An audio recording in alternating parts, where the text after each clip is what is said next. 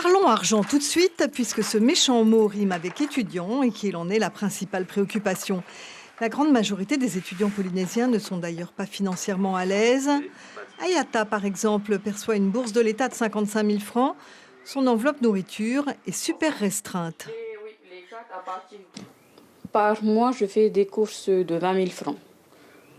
Ça suffit. Après, il m'arrive de me faire plaisir, d'aller aux roulottes avec les amis, de m'acheter un vêtement, mais ça va, c'est faisable.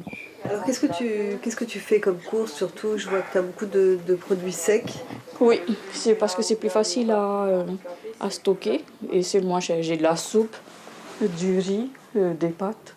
Les pâtes, c'est vraiment le truc des étudiants. Dans la cuisine communautaire de son logement sur le campus, elle prépare donc 2 fois par jour des repas qui ne sont pas très équilibrés. Mais elle ne se plaint pas de ce quotidien. Elle en connaît qui sont bien moins nantis qu'elle.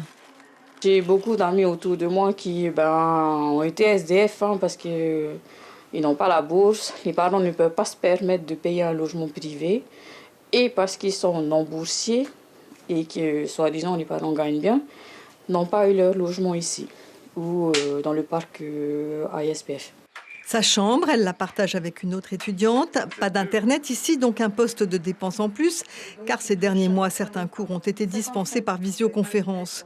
Originaire de la presqu'île, elle se considère comme chanceuse par rapport à ses camarades, presque tous venus d'archipels éloignés.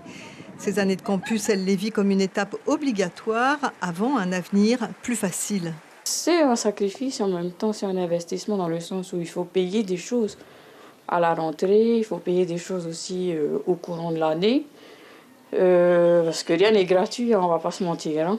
Tu demandes à tes parents de l'aide de temps en temps? J'évite parce qu'on est déjà 5 et c'est déjà assez lourd. Mon papa est le seul à travailler.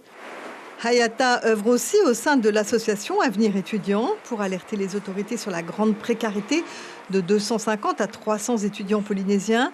Elle travaille aussi avec ses camarades sur le projet d'une épicerie solidaire qui devrait ouvrir dans quelques semaines.